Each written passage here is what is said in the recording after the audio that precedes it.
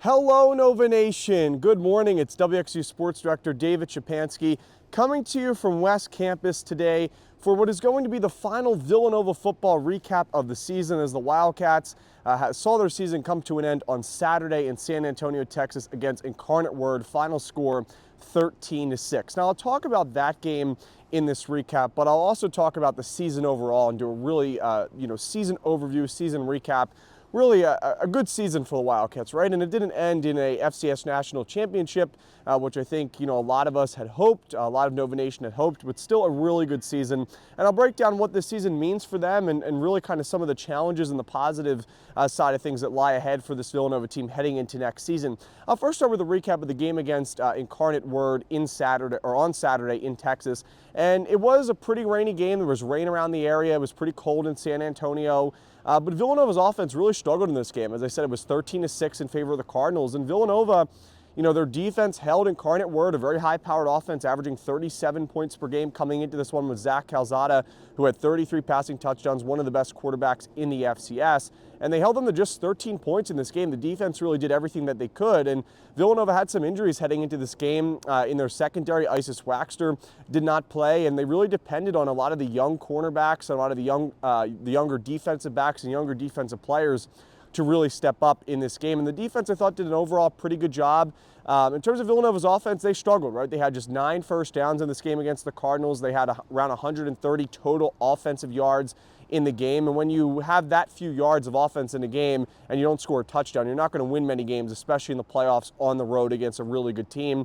And David Avit had around 30 rushing yards, 35 rushing yards. And as a team, Villanova was around 35 rushing yards. So the Wildcats really did not run the football well. And that was one of my big keys to the game on Saturday was that Villanova wanted to win. They had to limit the passing attack of Incarnate Word and find a way to just get the rushing attack going. And unfortunately, it just wasn't consistent enough. Villanova did not have enough offense in this game. In terms of defense, Incarnate Word had over 400 yards of total offense in this game against Villanova, but the Wildcats defense, as they have done all year, they bend but don't break. They finished the season averaging less than 20 points to opponents per season. And what a year for the defense, right? Led by Brendan Bell and Shane Hartzell, who both of those linebackers, the pillars of Villanova's defense, as I like to say, they combined for almost 250 total tackles this season. Brendan Bell finished the season with a team-high 126 total tackles for the Wildcats. So a tremendous season from the defense. And Villanova, their inconsistent offense showed up here once again. And unfortunately, they just weren't able to score enough in San Antonio on the road on Saturday. Looking at an overall, view of the season, because as I said in the beginning, I think this was a pretty good season for the Wildcats. And it didn't end, right, with winning the CAA. It didn't end with, going further than what they did in the playoffs last year. But I still think there's a lot of positives coming out of the season, right? Villanova finished, when you include the playoff loss to Incarnate Word and the win against Eastern Kentucky in the first round of the playoffs, Villanova finished with a 10-4 record. And there were some games that they should have won in those 4 losses. They played competitive to Maryland in FBS play early on in the season, but then they lost to a Maine team who really struggled this season, especially down the stretch in the CAA. They lost to a Monmouth team who played really good football, and unfortunately Villanova just kind of caught Monmouth at the wrong time. Monmouth, it was the right time. They were playing really hot football. And they had a great win against Delaware to end the regular season, but they just weren't really executing on as high of a level, especially as where they were last season for the Wildcats. And I think that was one of the things that they'll look back on this year. And with all the expectations that came into the season, I think that it's definitely fair to say that they did not achieve those expectations, but I also don't think that it was a bad year at all for the Wildcats. Talking about some of my MVP players in this season for Villanova, I'll start offensively. I thought David Avit deserved the MVP, and he was the CAA Offensive Rookie of the Year. We'll see if he gets any other accolades. Finished with almost 1,000 rushing yards in his true freshman season, had 9 rushing touchdowns. And I think the argument can be made that, and I said in the past couple of videos, that really I think the workload of David Avit as well as Isaiah Ragland, and really Ragland was never really the same when he came back from the injury early in the season that left him out for almost a month with an ankle injury. But Villanova, I think the workload caught up to their rushing attack, and that's why David Avit was less efficient, especially down the stretch for Villanova. But I'm really excited to see what Avit can do next season for Villanova, because I think he has a lot of talent.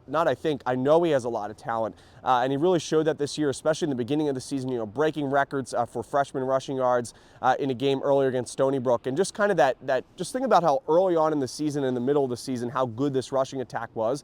And maybe Villanova did peak a little too early, but I think more so the workload caught up to Isaiah Ragland, to David Avit, to this very young rushing attack. But I think that's the biggest positive moving forward for Villanova is their rushing attack and how young it is. And, Villanova is going to lose a lot of players this offseason. They're going to lose their quarterback, Connor Watkins. They're going to lose a lot of players on the defensive side of the football. They'll lose Devin Smith, who's a wide receiver. They'll most likely lose Lucas Kopecki. But this rushing attack is going to be here for some time to come. And not only David Avit, Isaiah Ragland, but also Isaiah Wright, as well as Jabril Mace are all really exciting players. My overall, though, team MVP for Villanova this season is Brendan Bell. And I think you could really give the award to Brendan Bell or Shane Hartzell, but just what Brendan Bell did, not only on the defensive side of the football, but as well as the offensive side of the football, is going to give him the advantage for my team MVP. As I said, Brendan Bell led the team in tackles with 126, was a first-team CAA player this season, was Brendan Bell. Bell and Hartzell combined for 250 total tackles this season, or almost 250. But you also can't forget that Brendan Bell became the first player in Villanova program history to score both an offensive and a defensive touchdown in the same game. He finished the season with 2 rushing touchdowns. He was really could do anything for this team on both sides of the football. So Brendan Bell is my team MVP for the Wildcats. In terms of some other stats, Connor Watkins finishes his season completing about 51% of his passes. He threw for more than 2,000 passing yards. He had 13 passing touchdowns, 5 interceptions. Connor also provided 8 rushing touchdowns this season. And, compared to where Watkins was at the end of last season and the expectations that were on him this year, I think it's fair to say that, maybe he underachieved expectations a little bit. But Watkins also suffered an injury in the middle of the season and kept playing through it. So there was about 2 or 3 weeks where his numbers really declined, especially in the ground game, just because of that injury that he sustained against Stony Brook. But when all numbers are said and done, I thought Watkins really took care of the football this year, especially limiting interceptions. He did throw an interception on his last throw there against Incarnate Word on Saturday.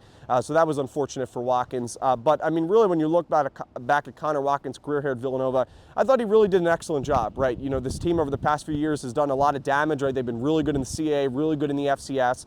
And unfortunately, it wasn't the year that Villanova wanted, especially offensively. That was inconsistent at times. But I thought, Connor Watkins, gave the offense, gave the team a chance to win every single game.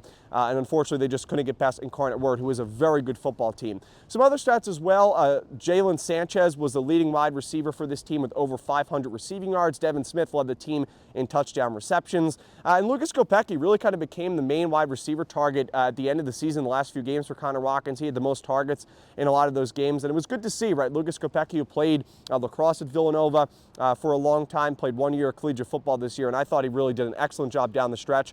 His speed and his athleticism really showed for Villanova. So the Wildcats finished this season with a record of 10-4. I mean, think about some of those great wins that Villanova had this season. I mean, that win against Colgate on the road, where although they really struggled in the first half, the passing attack, Connor Watkins looked so good. The win against Youngstown State, which unfortunately did not look as good as it did at the end of the season, just because of how much Youngstown State struggled this season. But also for the Wildcats, I mean, you look at some of the other stats, they beat Stony Brook by a lot in that game in New York, and that was really when Stony Brook was firing, right? You had Roland Dempster, one of the top running backs in the FCS, and that's where he kind of finished the season. But Villanova blew out Stony Brook, right? They had a great second half. That was probably the most impressive win of the season, that or the win against Delaware.